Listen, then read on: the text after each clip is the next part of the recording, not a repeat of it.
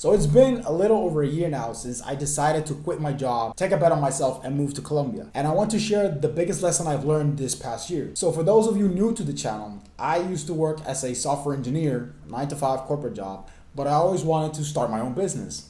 And I did try different side hustles along the way. I was able to make some money, but never enough to replace my income. It got to a point eventually where I was tired of the 9 to 5 and I had saved up enough money to where I just decided to say, fuck it, burn the ships, quit my job, and started a social media marketing agency.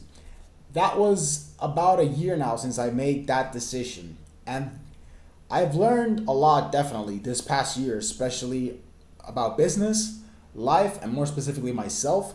But I have to say that the biggest thing that I've learned is that in any area of life, doesn't matter if it's your relationships, your 9 to 5 career, your business, whatever it may be, your results will very rarely exceed your level of personal development.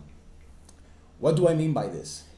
Essentially, when you decide to start a business, you become a leader. Even if you're working by yourself, you become a leader to your staff, your customers, business partners, etc. This means that people look up to you as a figure of authority. And when you're in this position, you will quickly find that it is very hard to inspire a quality out of someone that you do not possess yourself. For example, if you expect your staff to be quick in their responses, let's say you send them a message and you expect a reply within 10 minutes, you can't really demand that if you take a whole day to respond, for example.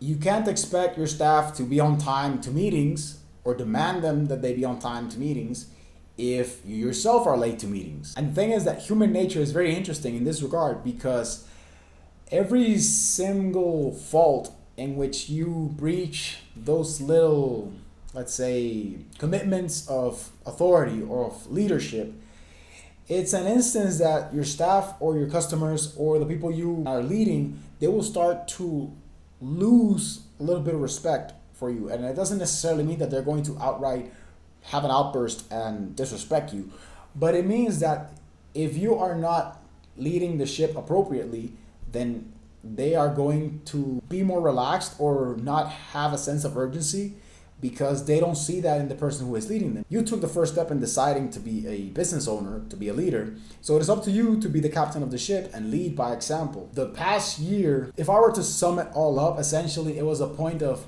I have no idea what I'm doing.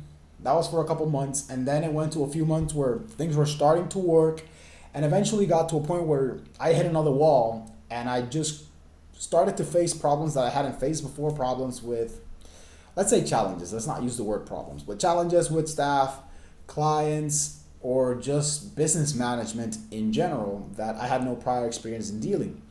But analyzing the situation, essentially, what really happened is just that I hit a wall of my personal development. I had developed myself to that certain point, but now if I want to continue growing my business and taking it a step further, I have to double down back on investing in myself so that I can be able to get to that next step. And it's funny because looking back, even if I had decided to stay in, let's say, my corporate job or whatever other endeavor I decided to pursue, even thinking about relationships, furthest point that I was able to get to, let's think of in terms of progress on any of those fields, the threshold to which I was able to get to, the stopping point, was determined by who I was at that time, by my personal development at that time. As I grow older, I get more experience, I've learned more, I've become more mature, wiser, etc. I realize that now that I just didn't know any better. But that's a sign to actually go back and, okay, what are the skills that are missing, identify them, and then focus on developing them. In this case, it could be, maybe I need to improve my leadership skills.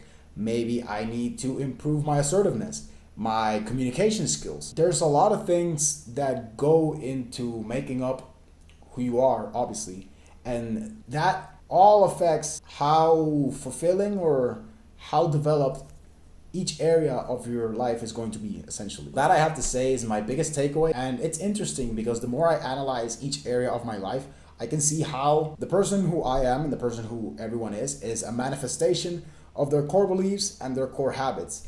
So if you wish to improve who you are as a person, you have to focus on improving the beliefs and the habits that make up the person. All in all, despite all the challenges, I can confidently say it's been the best year of my life because I keep learning more about myself and more about what life has to offer.